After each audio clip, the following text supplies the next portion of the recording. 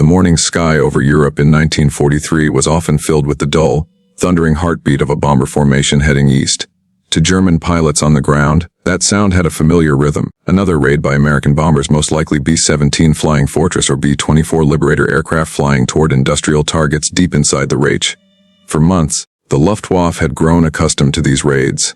They knew the bombers would arrive unescorted, their heavy machine guns ready, their formations tight, but vulnerable. It was almost a game to the German fighter pilots. They laughed. They joked. They knew that once the bombers crossed beyond the protective reach of their fighter escorts, they were alone. And alone, they could be slaughtered.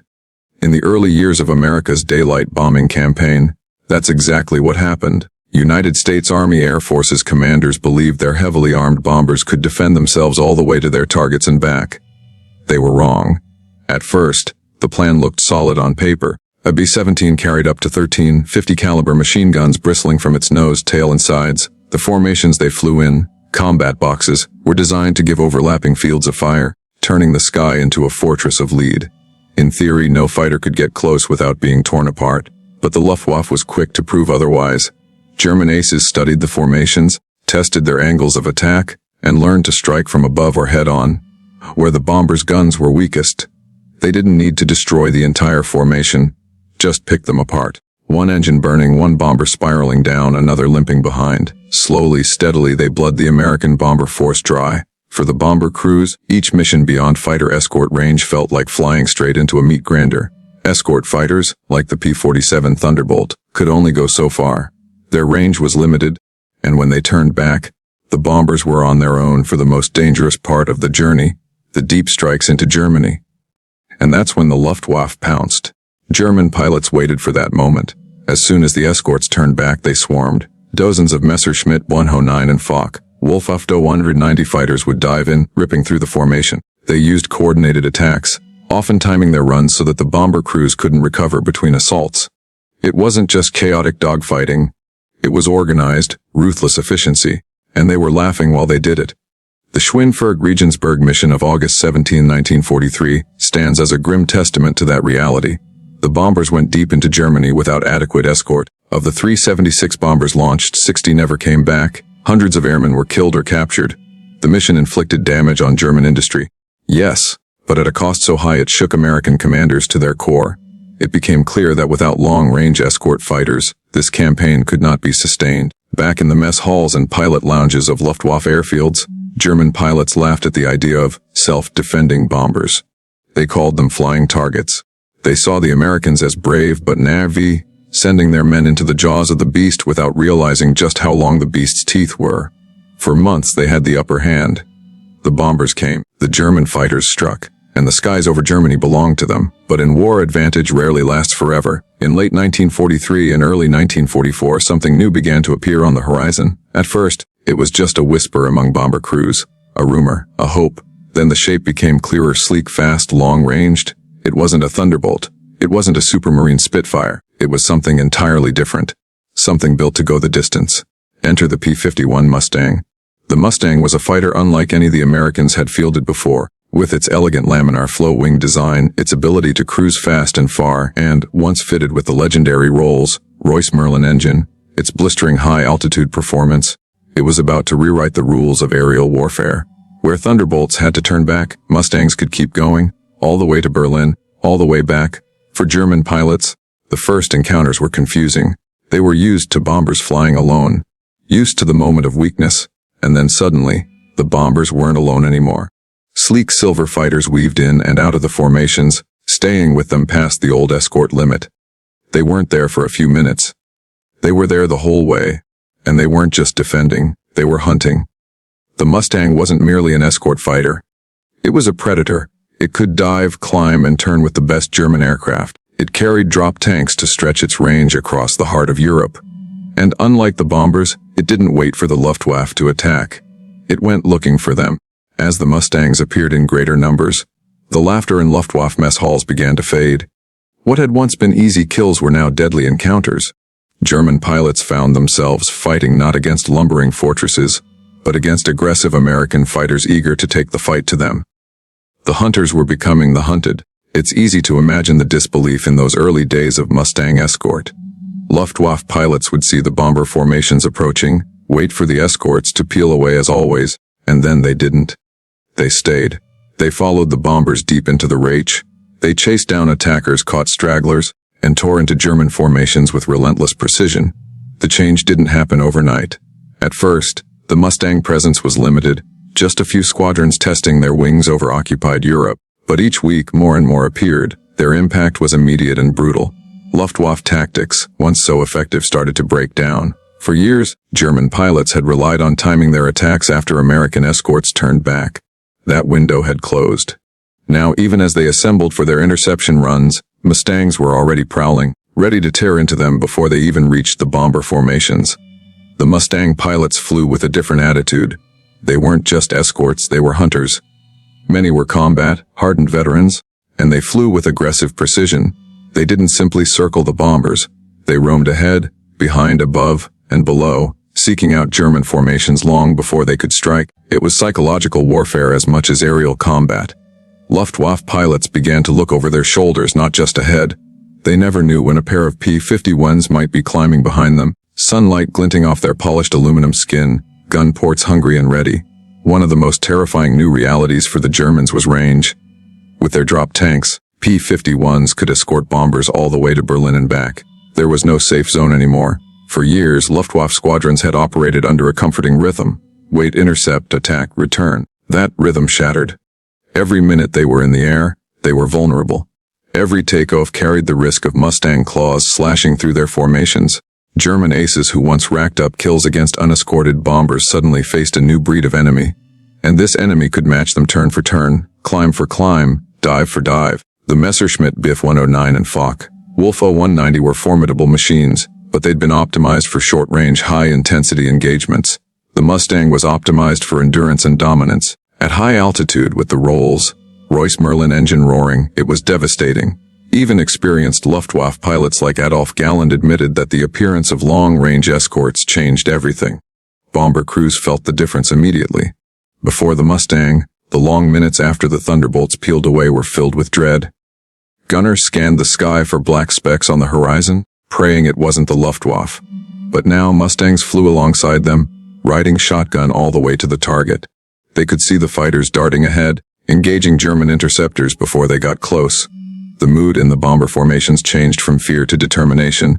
For the first time, the bombers weren't bait, they were part of a coordinated hammer blow. The second raid on Schweinfurt in October 1943 had been a near disaster for the Americans. But by early 1944, with the Mustang in full deployment, deep penetration raids became far more lethal for the Germans than the Americans. The Luftwaffe scrambled to adapt. They tried to concentrate their fighters in larger numbers. They shifted bases. They attempted surprise interceptions. But no matter how they tried, the P-51s were there, not only defending, but attacking with precision and fury. One of the most devastating examples came during Big Week in February 1944. This massive coordinated air assault targeted German aircraft production itself. American bombers struck factories, airfields, and infrastructure deep inside the Reich. But this time they weren't alone. Hundreds of Mustangs swept ahead, smashing through Luftwaffe defenses. For German fighter units, it was a nightmare. They weren't just intercepting bombers anymore. They were fighting for their lives against a first-class escort fighter that refused to give them breathing room. German pilots who had once mocked the Americans as flying targets began to die in alarming numbers. Many were young, poorly trained replacements thrown into the air with minimal experience. They were up against elite Mustang pilots trained to hunt, coordinated through improved tactics and superior communication. The Luftwaffe was being blood dry, not just in aircraft but in precious, irreplaceable pilots. On the ground, the laughter that once filled Luftwaffe-ready rooms was replaced with silence. Gone were the confident jokes about easy kills. Now, each mission briefing carried a quiet tension. Veterans who'd seen the tide turn knew what awaited them in the skies. For many, it was no longer a hunt.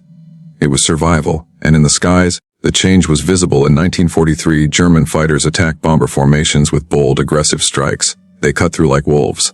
But in 1944, something new emerged: hesitation. The hunters now had to worry about being hunted themselves.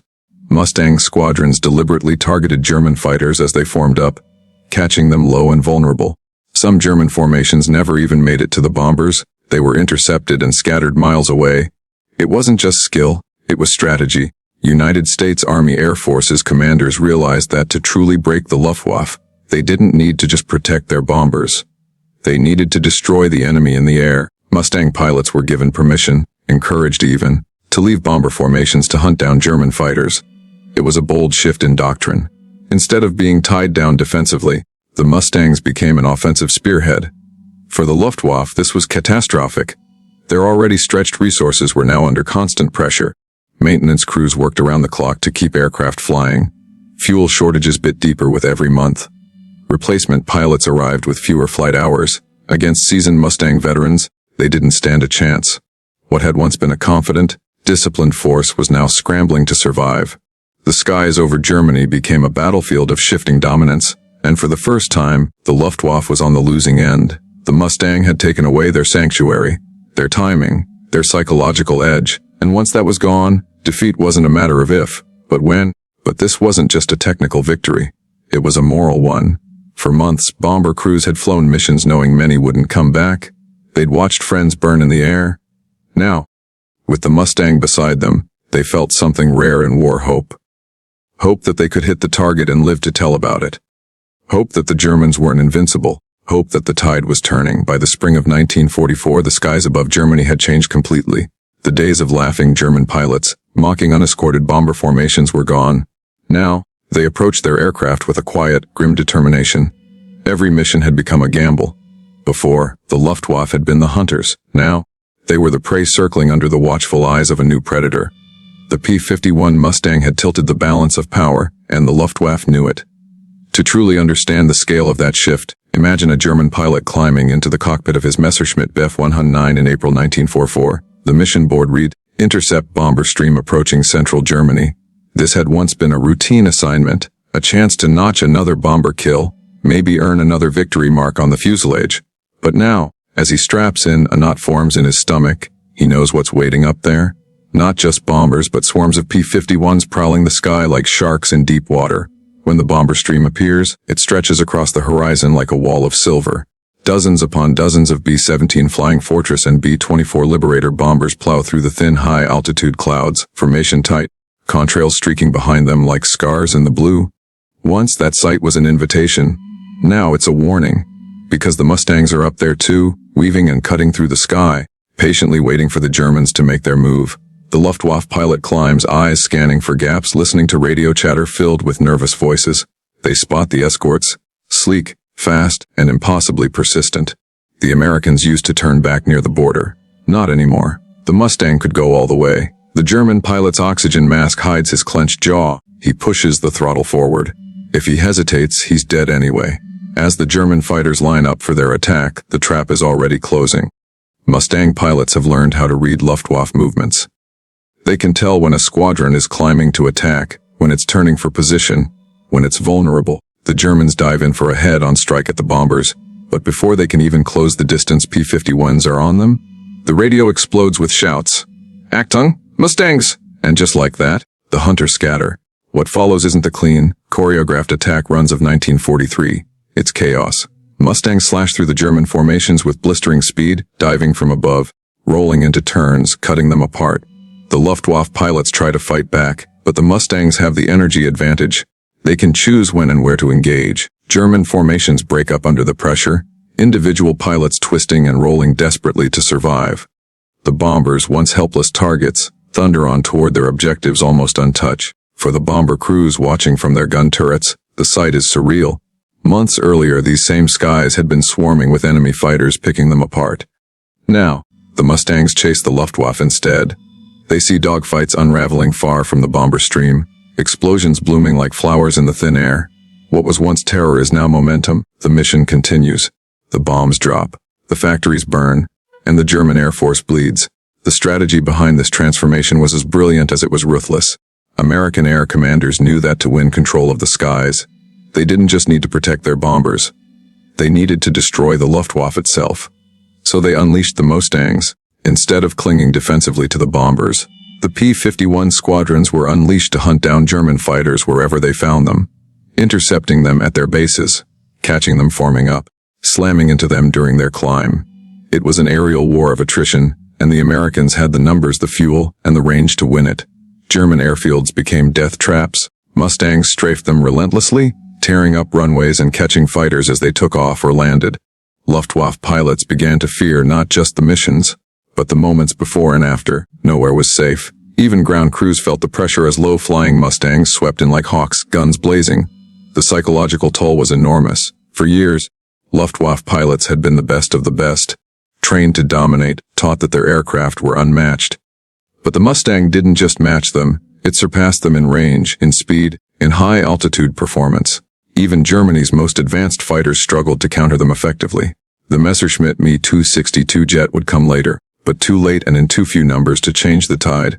This relentless pressure began to show in German tactics. Attacks on bomber formations became less frequent, less coordinated, more desperate. Instead of confident strikes, there were hit-and-run raids. Instead of overwhelming swarms, smaller, scattered groups of fighters emerged. Pilots trying to survive more than dominate. Many Luftwaffe leaders knew the truth, but couldn't say it out loud. They were losing the air war. The effect on American morale was electric. Bomber losses, which had once been devastating, plummeted. Crews who once faced 1 in 4 odds of survival now returned home in far greater numbers. Every successful mission deep into the heart of Germany weakened the Luftwaffe further. Every German fighter lost meant one less experienced pilot in the air the next day. The scales had tipped, and they weren't tipping back. During this period, names of Mustang aces became legend. Pilots like George Preddy, Chuck Yeager, and Bud Anderson carved their way through German formations with deadly precision. Their victories weren't just numbers. They were part of a larger strategic machine grinding the Luftwaffe down piece by piece. German pilots, once idolized as unbeatable aces, began to fall. Even experienced veterans couldn't outrun or outfight a determined Mustang pilot. In the mess halls and barracks of Luftwaffe bases, the laughter that once filled the air had become a hollow echo. Pilots drank their coffee in silence. New replacements were young, inexperienced, barely trained. They stepped into cockpits with barely 50 flight hours, facing Mustang aces with hundreds. They didn't stand a chance.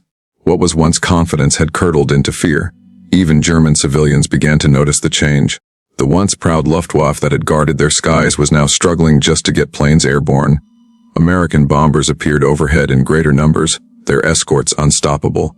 The message was clear. The Reich no longer controlled its own airspace. And above it all, the Mustang roared. The aircraft's long, elegant lines and deadly performance turned it into more than just a machine. It became a symbol that the tide had turned. Every German pilot who climbed into his cockpit knew he wasn't just facing bombers anymore. He was facing a relentless, long-range enemy that would not turn back. The game they had once laughed about was over. The hunt had changed hands. By the summer of 1944, the Luftwaffe was no longer the proud, untouchable force it had once been. In just 1 year, the balance in the skies had shifted completely. The bombers that German pilots had once mocked as easy targets now swept across the Reich with iron escorts at their side. The P-51 Mustang hadn't just entered the war, it had changed its course. For the Germans, every mission became a roll of the dice with worse and worse odds.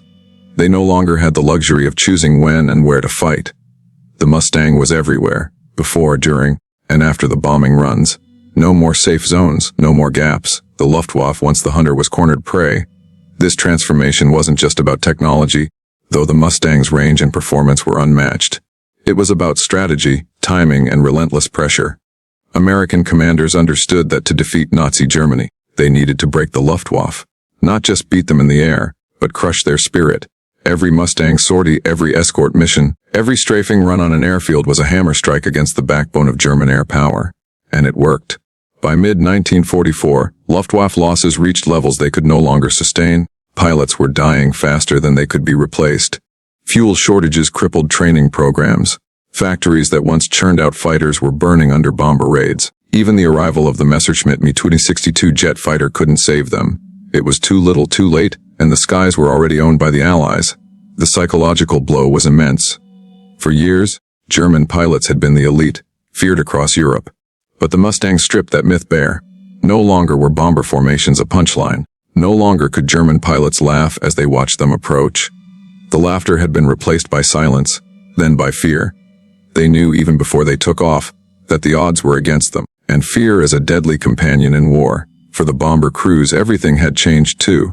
Missions that once felt like suicide now felt winnable. They flew through enemy territory with the Mustang on their wings, and for the first time, They believed they might make it home. That confidence mattered. It gave the Allies the power to strike deeper, longer, harder, accelerating the collapse of Germany's war machine. By the time the Allies launched Operation Overlord in June 1944, the Luftwaffe was a shadow of its former self. The Mustangs had done more than escort bombers. They had cleared the skies. And when the ground invasion came, German forces looked up and saw Allied planes controlling everything. That control began with a single shift the moment the bombers stopped being alone.